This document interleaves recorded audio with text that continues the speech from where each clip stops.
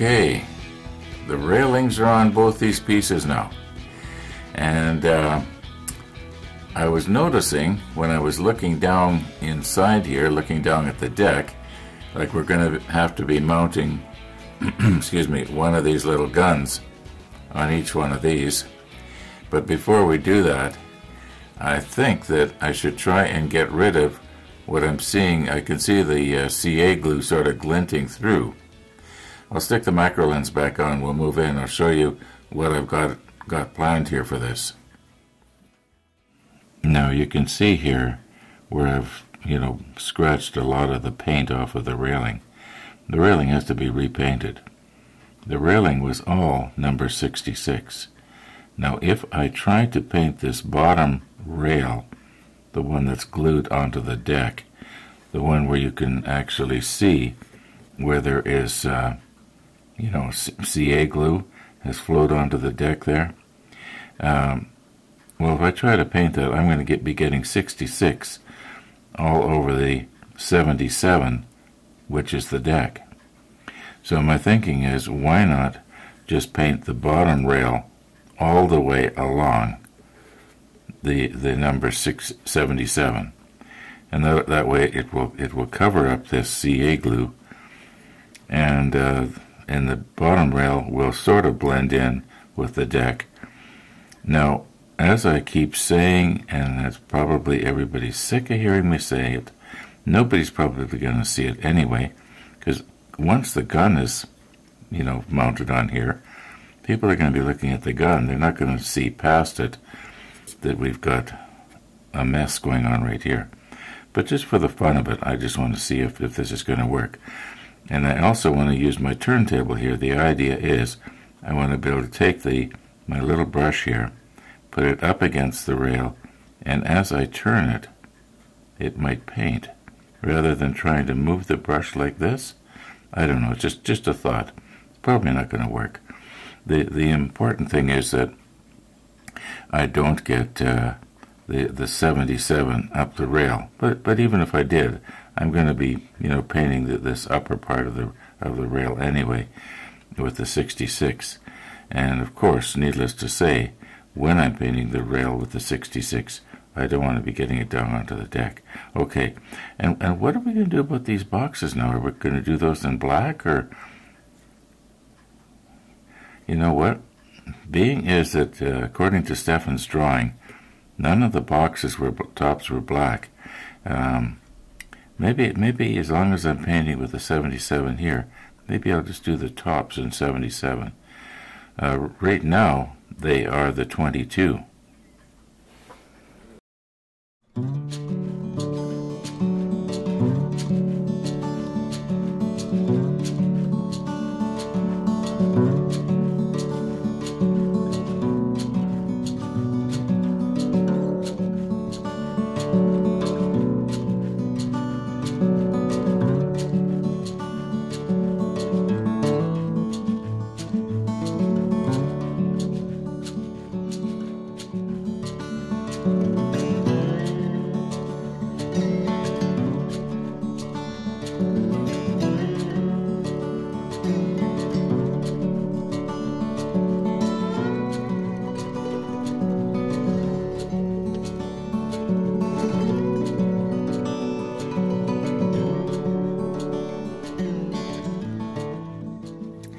Okay, now obviously this brush is just a little bit too heavy duty to be painting along the bottom there, so I'll switch brushes here.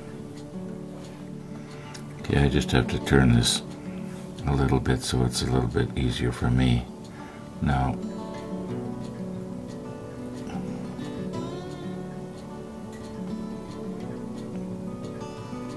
we're just going to go right up against the edge of the rail and rely on the fact that this will shrink a little bit, and I think it'll probably blend in. Just get that bottom rail painted there.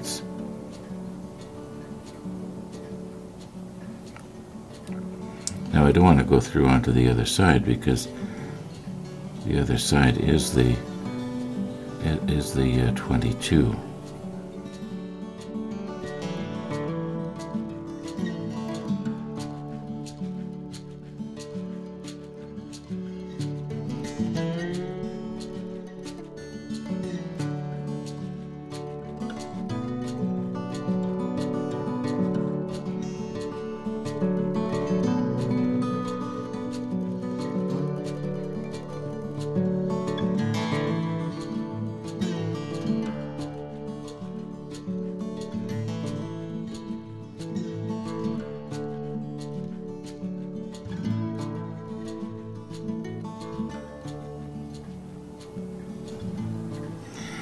I'm hoping that when this dries, I'll be careful not to get it on the box. Okay, I'm hoping when this dries it just all sort of blends in. And being as if this deck was painted with a brush anyway, it's going to have this, should have the same texture as the, you know, what I did before. Look, you can see it's starting to dry already. Okay, let's just quit while we can here. Is there any? I'm just checking to see if I can see any bare brass glinting through from the top.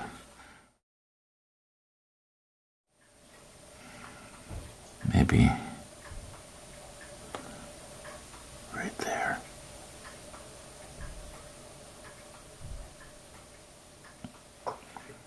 Oh, come on, Ron. Nobody's going to see that.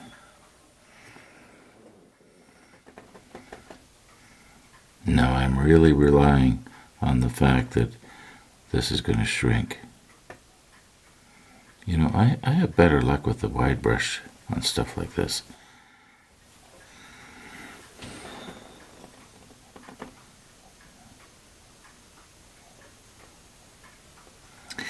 Maybe not. I think maybe I got too much on the brush.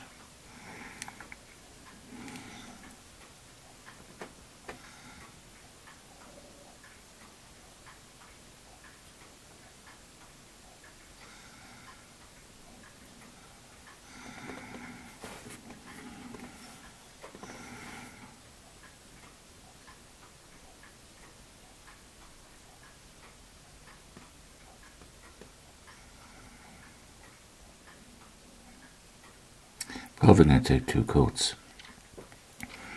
Now, what about the leading edge of this thing here? Should it be maybe?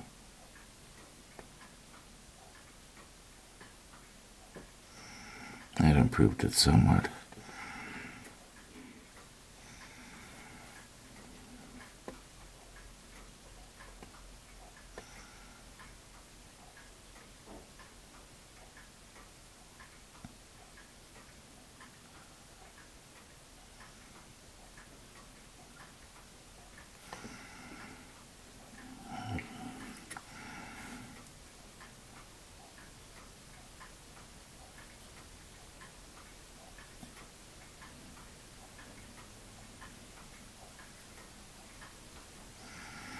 Okay, we'll let that dry and see how it looks. I think there's a little spot on the other side there.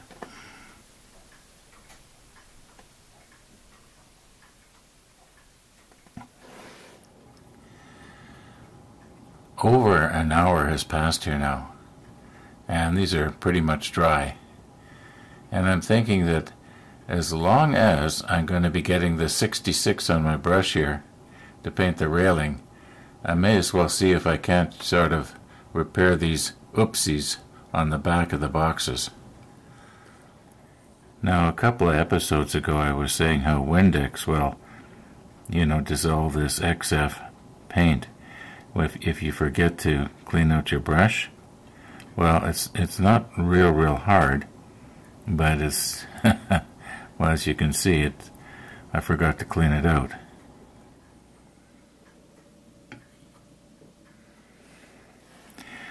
Okay, we'll try and keep our little brush where you can see what's going on.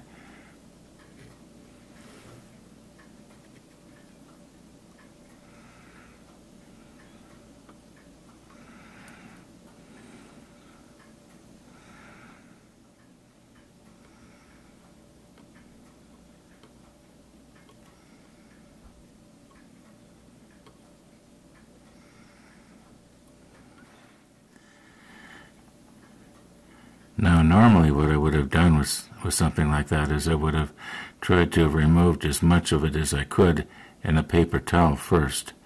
But for the sake of this demonstration, I sacrificed a whole ounce, I guess, or I guess maybe only half an ounce of my Windex. But it works really good. I've spent, I guess, maybe close to an hour going over these and touching them up. And you know how it goes. You overpaint a little bit when you're touching up, so then you've got to touch up the touch-up. And finally you work your way to the place where you might say it looks better than it originally did, which is what we've got right now. And we will look at these in a minute here.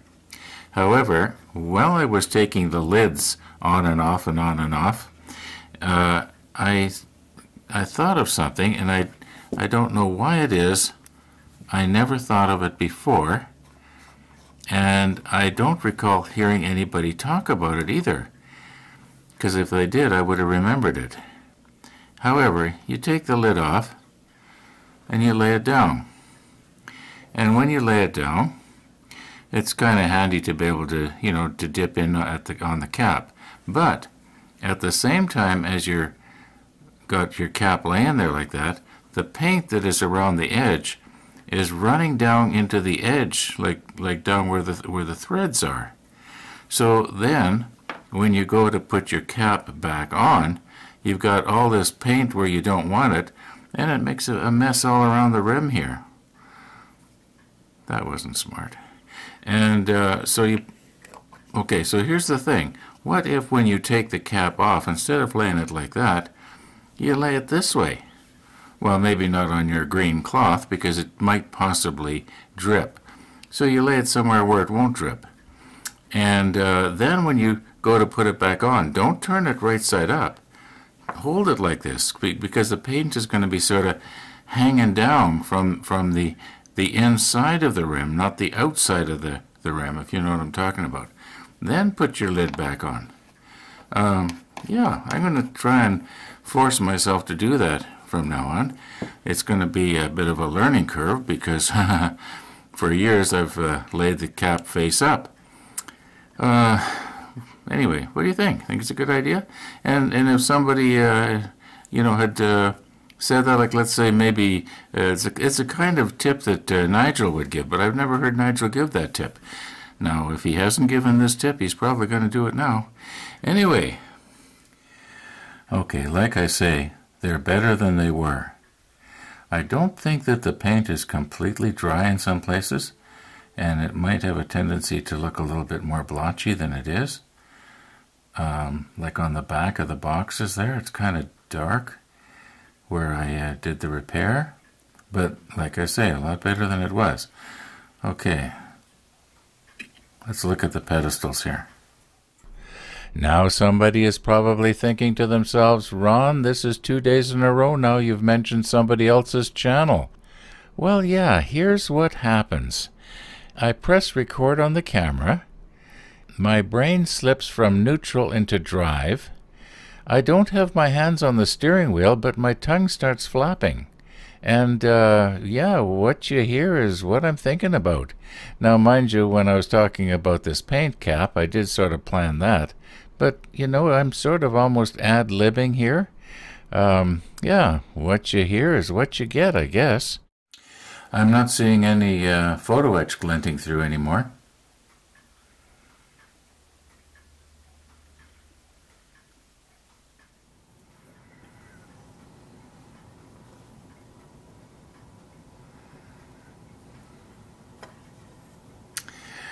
Okay, what are we going to do now about the barrels on these little guns here? I'll move in just a little bit closer. Now you remember we had talked about painting the water jacket part of these barrels black, because that's the way they were in the drawing. And yes, I do think it probably would enhance the detail. However, because these things are so small, and because I'm not that good at painting small stuff, as you've seen, I think I'm just going to leave them as they are. And we'll just rely on shadow to show off the detail. I suppose, you could paint the water jackets black, and then I think these are called flash guards. These cone-shaped things. They were to suppress the the flash, the bright flash, so it couldn't be seen from the air, I guess, or from a distance. I always wondered what these cone-shaped things were, and I just recently found out. And then we could, you know, paint the bottom part of the magazines here that I'm just touching now. They could be a dark color, and the top could be a lighter color to represent the, the brass glinting through from the cases from the shells. But there's no end to it, you know, and it is just so terribly tiny. I'm just going to leave it the way it is. So let's mount a couple of these guns on the pedestals that we just did. Okay, I do want to be careful how I pick these up now. I don't want to just grab them from the sides here, because this photo etch piece is probably very easily broken off. Remember, the shield is photo etch, and well, that came loose okay. Now, is it going to want to go into the hole or not?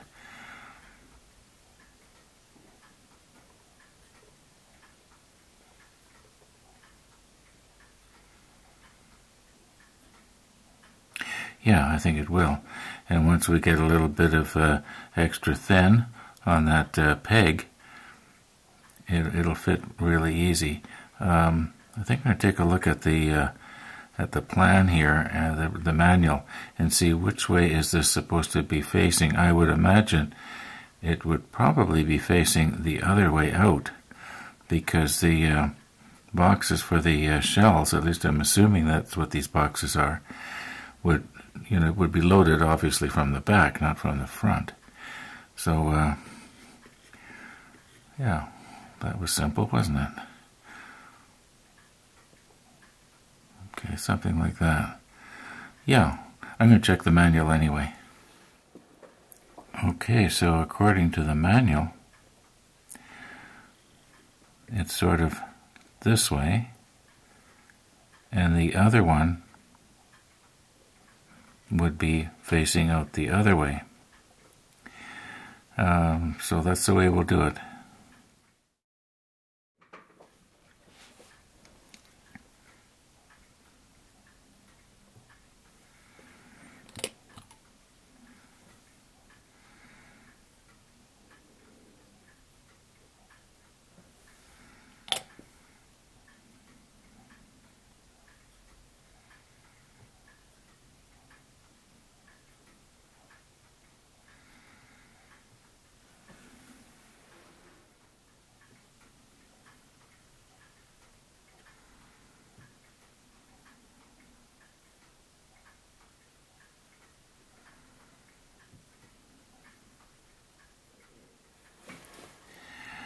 Now, once again, for perspective here.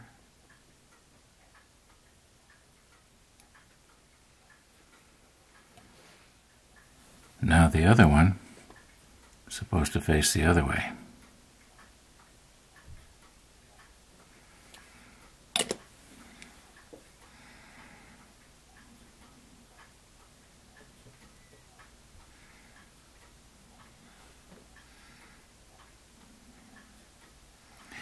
I think it's supposed to be like 90 degrees to the boxes.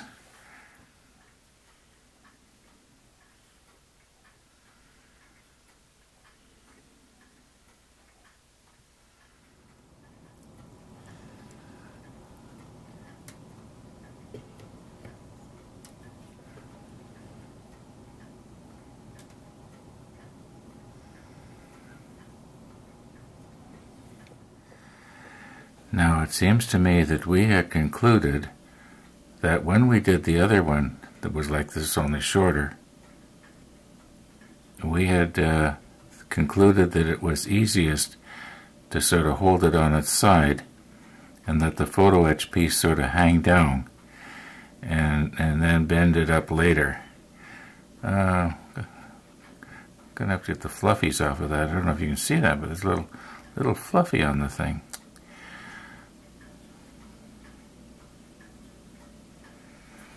Guess I better get my paintbrush, because what'll happen is the CA glue could get into that and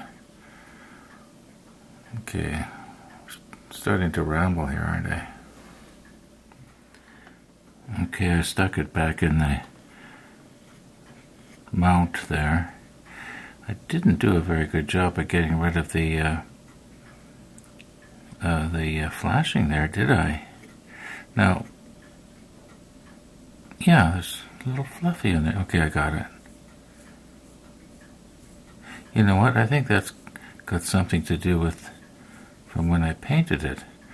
You know, I'm going to have to just pull that out and get my my really strong glasses on here and see what's going on there. There's something stuck on there.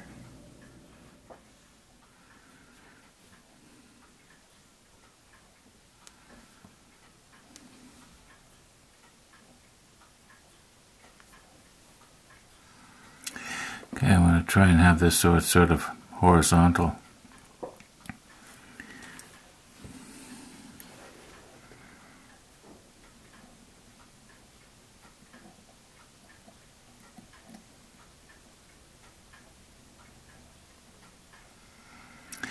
Okay, now we're going to want to bend this thing because it's actually supposed to go across and mount on this little peg that is protruding out of the side here.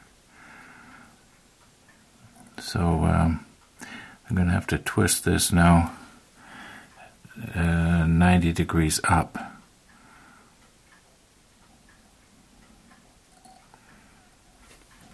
I basically only get one shot at this because maybe I'll put the macro lens on. Now I don't want to be scratching the black off of the metal there. Get this bent around. I don't think I bent it enough. Should go maybe just a little bit more.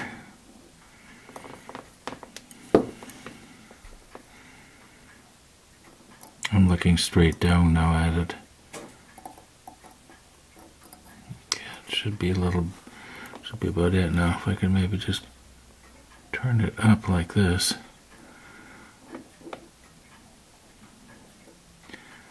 And get it so that this, oops.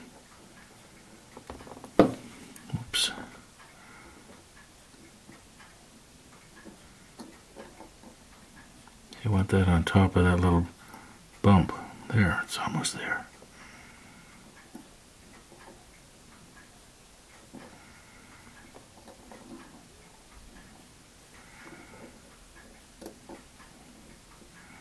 Could be I bent it just too much in. Let's bend it up a little. There. Now, poke it back with my big ugly finger here. Sorry, I'm going to have to get my fingers in your way there.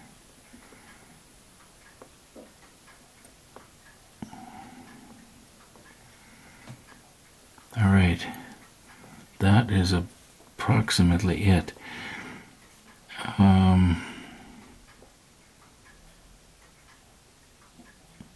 See, I want this photo etch part up against that plastic flange thing.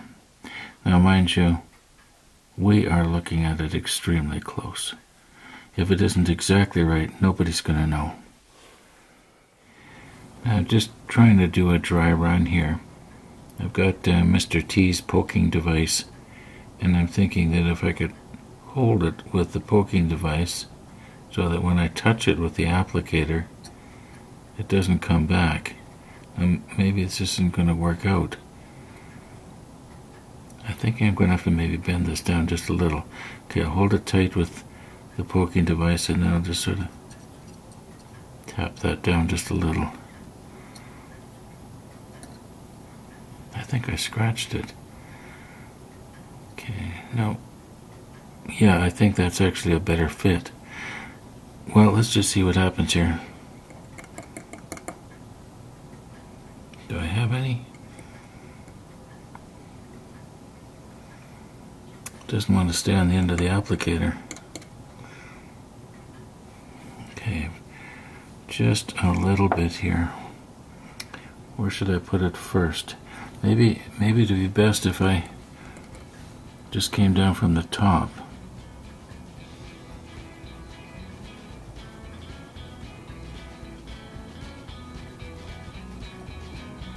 Okay, now, before that cures, can we straighten it out just a little bit here?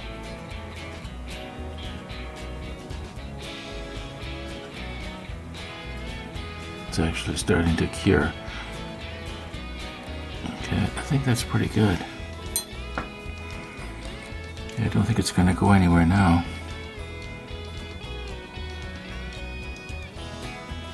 There, did you see it wick around?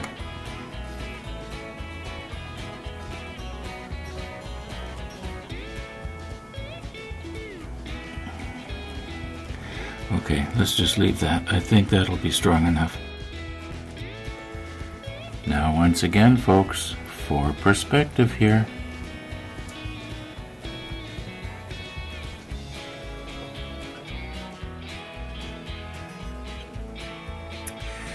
I think that by the time I get through editing out the last few video files and adding them to what we've already got here today, it's going to be pretty well time to wrap it up anyway. So thanks for watching, and all being well, we'll see you tomorrow and we'll take a close look here and see how we did. Maybe, just for the fun of it, maybe we should stick on the super macro. We haven't used that for a while.